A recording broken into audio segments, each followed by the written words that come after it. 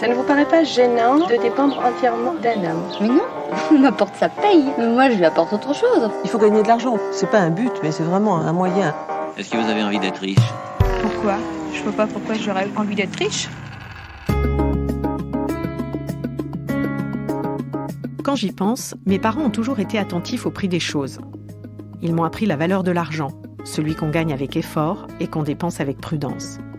Ils m'ont payé des études pour que je puisse faire le job dont je rêvais et que je sois capable d'assurer mon indépendance financière. Avant de gagner mon premier salaire, j'ai été une fois à découvert. Je me souviens de ma honte.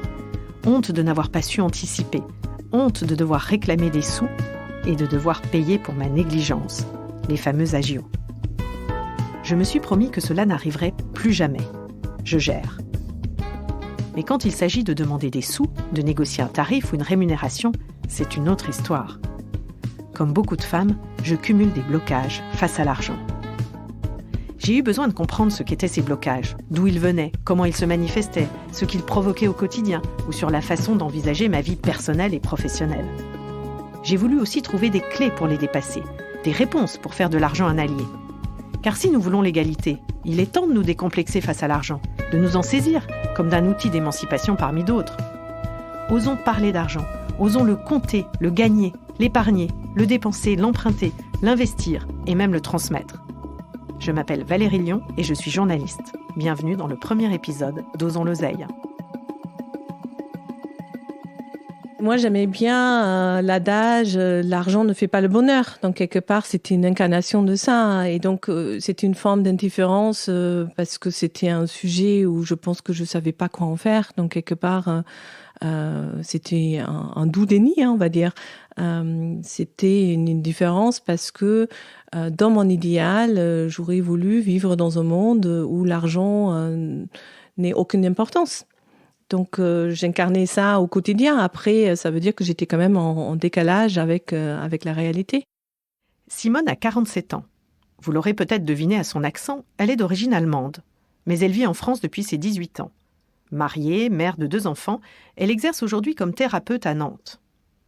On dit souvent que la culture protestante est beaucoup moins culpabilisante en ce qui concerne les questions d'argent et de finances. Simone, elle, ne s'est jamais vraiment intéressée à ces sujets. Comme beaucoup d'autres femmes d'ailleurs, et peut-être comme vous. Mais d'où cela peut-il venir? Nous avons interrogé Laurence Bachmann, sociologue, professeure à la Haute École de Travail Social à Genève. Il y a vraiment une différence du côté des femmes et des hommes autour de l'argent qui est liée à l'histoire des femmes qui ont été exclues de l'argent. Donc le lien entre les femmes et l'argent n'est pas si évident que ça aujourd'hui. Combien ça coûte? Est-ce que je peux me le permettre? L'argent reste une préoccupation pour la majorité d'entre nous.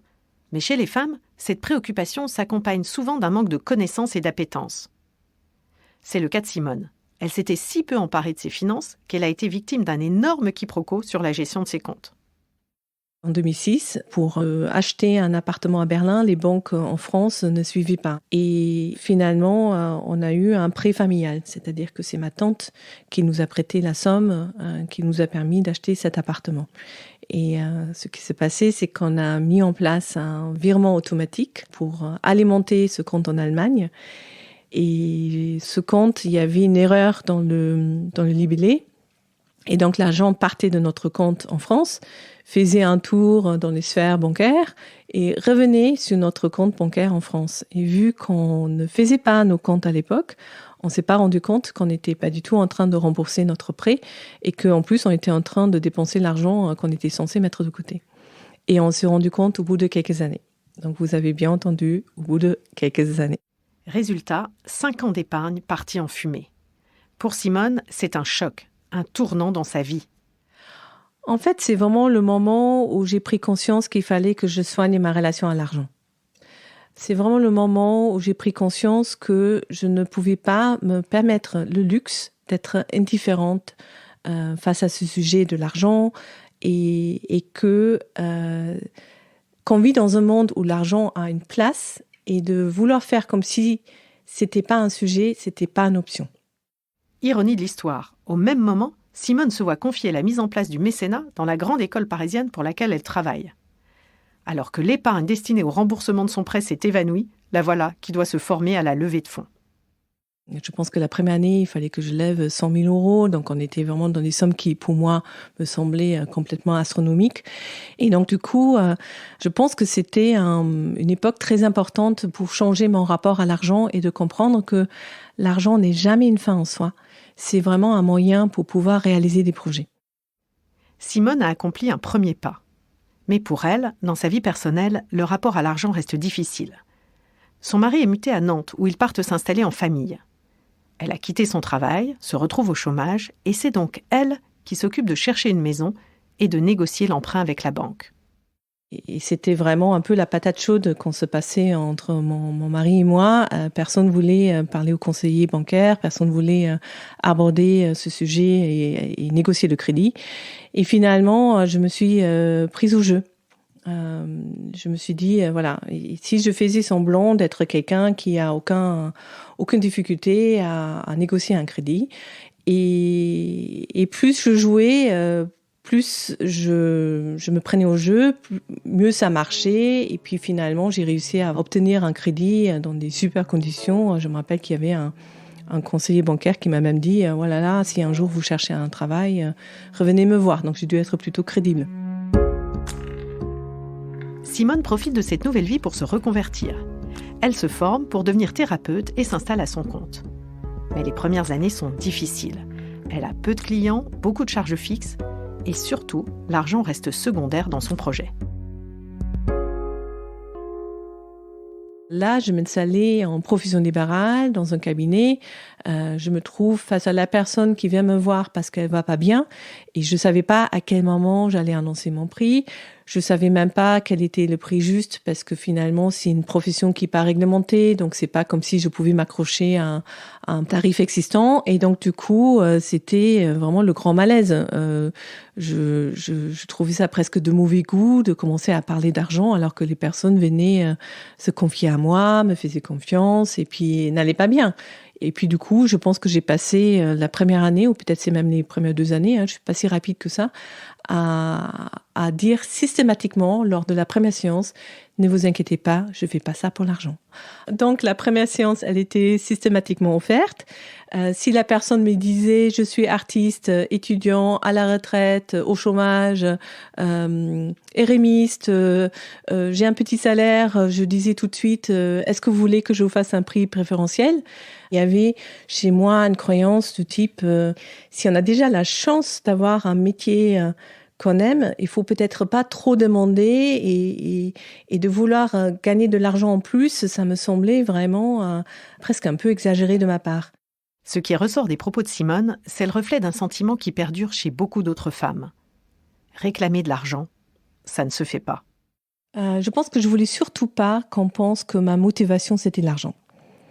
Comme si de faire quelque chose, et oui, on peut dire salir, comme si le fait de prendre de l'argent allait effacer tout ce que j'avais donné de ma personne, de ma patience, de mon écoute, de mon amour, comme si ça venait à effacer d'autres valeurs. Mais pourquoi, pour les femmes en particulier, l'argent est-il associé à quelque chose de sale, d'impur, qui viendrait annuler tout ce qu'elles pourraient faire de positif par ailleurs ? Pour le comprendre, Laurence Bachmann suggère un rapide retour au XIXe siècle. C'est vraiment important, en fait, pour comprendre le rapport des femmes à l'argent aujourd'hui, de faire un retour historique.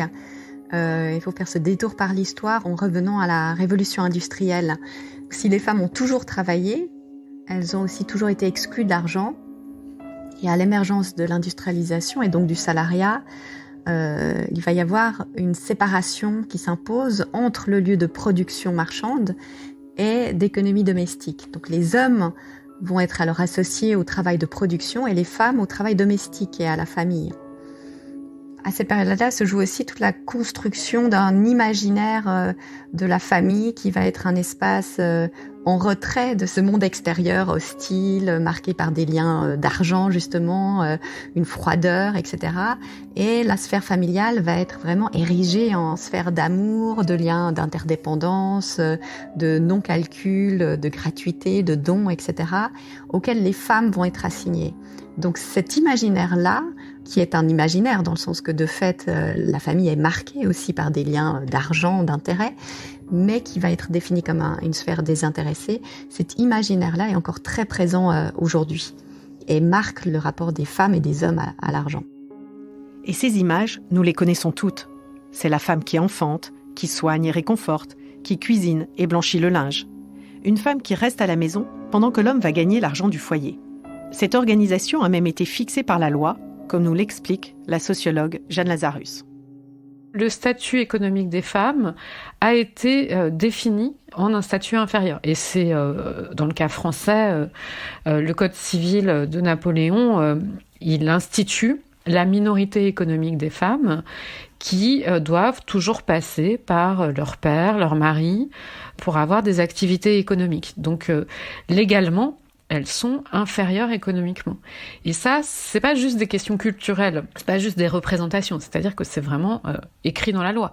Et puis le fait que les femmes n'aient pas le droit de vote jusqu'à 1945, ça a aussi des effets, puisque les gens qui prennent les décisions, ce ne sont que les hommes. Donc évidemment, ils sont beaucoup moins enclins à défendre la possibilité pour les femmes de transformer leur situation et de prendre leur autonomie. Si les Françaises obtiennent le droit de vote juste après la Seconde Guerre mondiale, elles doivent attendre 1965 pour pouvoir ouvrir un compte en banque et signer un contrat de travail sans l'autorisation de leur mari. L'autonomie financière des femmes est finalement récente en France, et notre inconscient collectif reste pétri de représentations difficiles à déconstruire. Il y a parfois des maladresses dans le langage, et quand en cabinet, on vous dit « vous êtes chère », c'est très gênant en tant que femme, parce qu'en fait, je propose un service, je propose des séances, mais moi, je ne suis pas à vendre.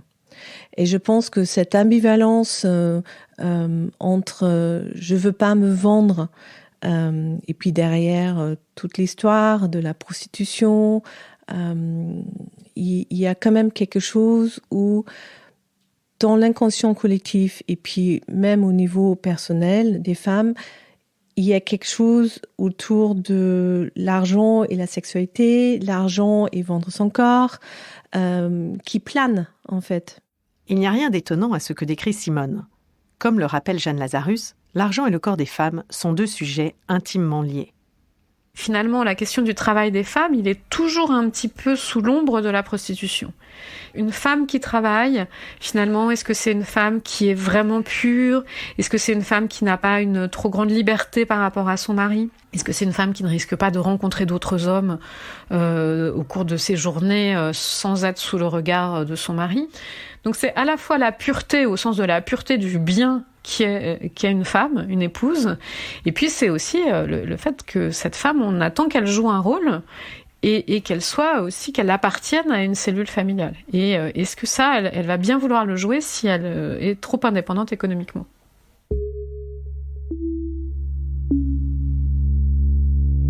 Quand les femmes commencent à sortir du foyer pour travailler au XIXe siècle, leur présence dans la sphère publique inquiète. Ne vont-elles pas prendre l'emploi des hommes ? Vont-elles continuer à remplir les missions que la société leur a assignées ? Faire des enfants, tenir la maison ? Pour préserver leur position, les hommes s'organisent, comme nous l'explique Laurence Bachmann.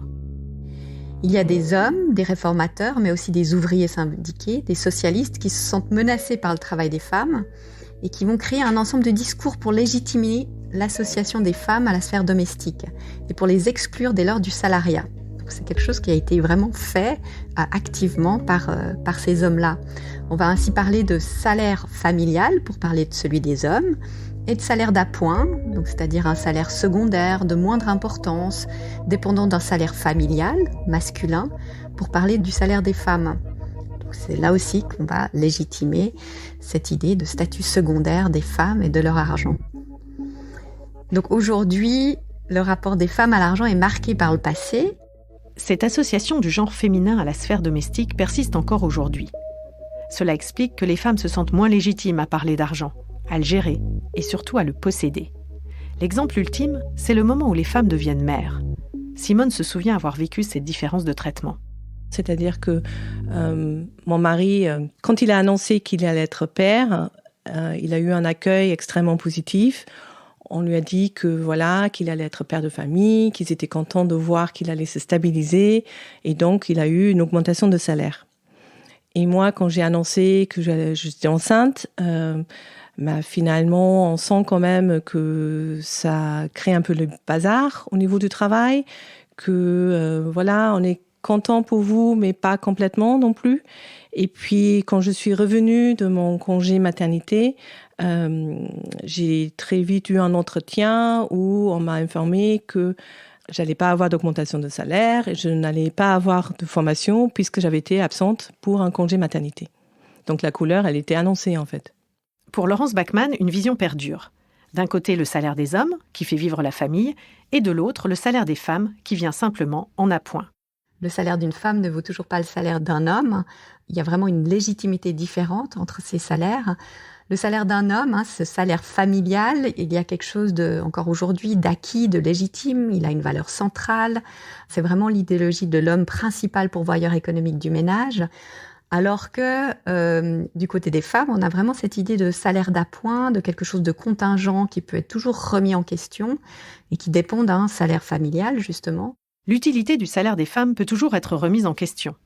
Conséquence, elles se sentent moins légitimes à le percevoir et elles ont tendance à y accorder moins d'importance, comme nous le raconte Jeanne Lazarus. Il y a eu une enquête qui a été faite il y a une dizaine d'années sur le rapport au salaire et on s'est aperçu dans cette enquête que les femmes qui sont donc globalement moins bien payées que les hommes sont plus souvent satisfaites de leur salaire que les hommes. Et l'explication, c'est que pour les femmes, travailler, c'est avant tout s'épanouir personnellement. Et finalement, la question de la rémunération arrive ensuite. La réussite dans le travail, c'est d'abord perçu à travers le plaisir qu'on y trouve, l'intérêt que l'on a pour le travail qu'on fait, est-ce qu'on s'entend bien avec ses collègues, et donc quelque chose autour de l'épanouissement de soi. Tandis que les hommes, qui ne sont pas du tout socialisés de la même façon vis-à-vis de ces questions économiques, pour eux, la définition de la réussite professionnelle est bien davantage liée au niveau de rémunération qu'ils trouvent dans leur travail. Je dis aujourd'hui, avec le recul, que mon mari m'a subventionné mon travail de thérapeute pendant les 2 premières années. Il a été extrêmement patient avec moi.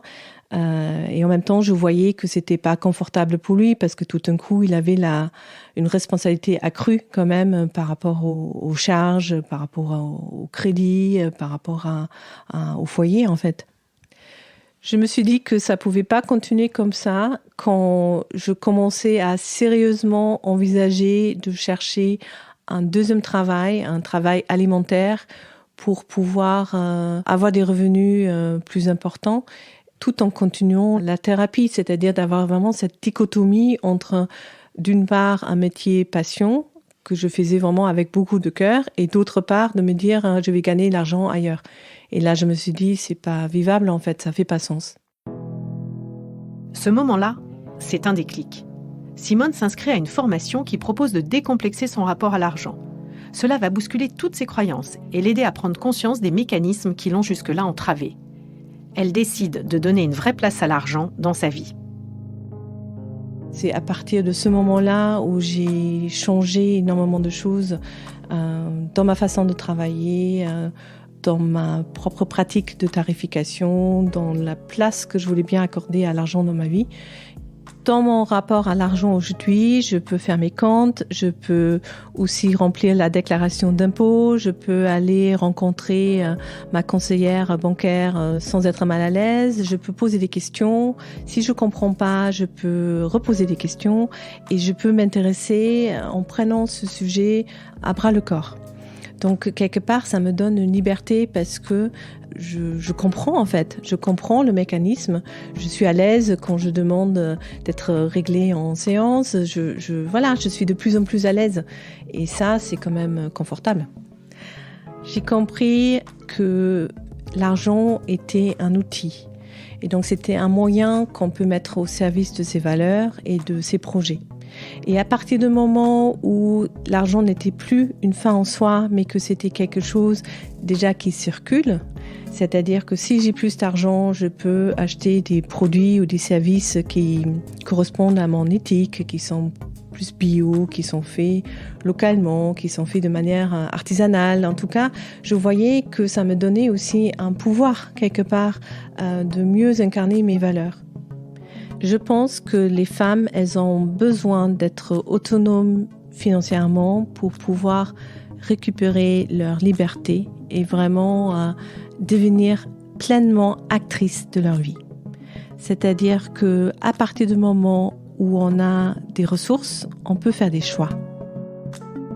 L'enjeu, nous dit Jeanne Lazarus, à travers cette question de la maîtrise de l'argent, c'est de pouvoir exister en tant que personne. Alors, si je le dis avec des mots un peu pompeux de la théorie féministe, c'est la question de la subjectivité. C'est-à-dire le fait d'être pleinement un sujet agissant et donc de ne pas avoir à passer par un intermédiaire masculin, que ce soit un père, un mari, un patron, et d'être toujours seconde d'une certaine façon. Donc c'est important au sens où posséder son argent, c'est se posséder, c'est s'autoriser à avoir ses propres désirs. Et le fait d'avoir moins d'argent, mais c'est surtout de penser qu'on vaut moins, enfin il y a aussi cette dimension-là, c'est penser qu'on vaut moins, penser qu'on n'en a pas vraiment besoin, que d'autres en ont plus besoin que nous, c'est aussi ne pas prendre pleinement sa place dans le monde contemporain où l'argent prend autant de place.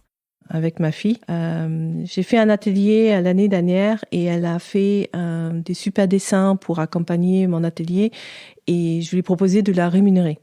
Alors, j'aurais pu ne pas le faire parce qu'elle avait 13 ans à l'époque, mais c'était vraiment pour le geste, pour qu'elle puisse commencer à accepter que oui, elle aime bien faire des dessins, mais ça peut aussi être un métier qui est rémunéré.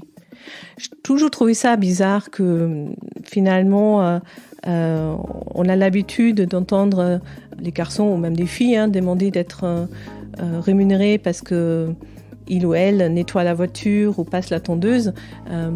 Pourquoi on ne peut pas gagner un peu d'argent en faisant un gâteau ou en faisant des choses qu'on a l'habitude de faire gracieusement? Parce que finalement, les femmes, elles font beaucoup de choses gratuitement. Elles sont habituées à prendre soin des autres gratuitement. Et donc, du coup, ça commence très tôt, en fait. Pourquoi on ne touche pas d'argent quand on passe l'aspirateur et on devrait avoir une petite pièce quand on tond le gazon? Aujourd'hui, Simone accompagne les femmes qui travaillent à leur compte pour les aider à établir une relation saine avec l'argent, arrêter de se brader et savoir se vendre à sa juste valeur. De son côté, elle est maintenant beaucoup plus apaisée. Elle ne se sent plus coupable de vouloir vivre décemment de son métier de thérapeute. Elle a réussi à fixer des tarifs à la hauteur du service qu'elle propose et elle confie même accueillir l'abondance avec joie. Justement, dans le prochain épisode, il sera question de notre valeur au travail. Comment l'estimer, comment la faire reconnaître et surtout comment la transformer en espèce sonnante et trébuchante. Entre Céline qui a peur de négocier son salaire en entretien d'embauche et Florence qui a passé 35 ans dans la même entreprise avant d'oser demander une augmentation, on comprend que réclamer de l'argent est loin d'être une évidence pour nous. Je suis Valérie Lyon, journaliste chez Bayard Presse, et vous venez d'écouter le premier épisode d'Osons l'Oseille, un podcast de Vive, la newsletter qui, chaque semaine, explore la relation des femmes à l'argent et à l'économie. Osons l'Oseille est produit par Louis Créative, l'agence de contenu audio de Louis Média. Camille Maestracci a participé à l'écriture et à la production de cet épisode. La musique a été composée par Jérôme Petit, qui assure également la réalisation et le mix de cette série. Agathe Welcome est la chargée de production d'Osons l'Oseille. Nathalie Rousseau lui donne un écho sur les réseaux sociaux. Ce podcast a également vu le jour grâce au soutien de nos partenaires, Disons Demain, L'Oréal et Orange, engagés à nos côtés au développement du média Vive. Si cet épisode vous a plu, n'hésitez pas à laisser des étoiles et des commentaires et à vous abonner à notre newsletter Vive sur vivesmedia.fr. À très vite pour notre deuxième épisode, Osons gagner de l'argent.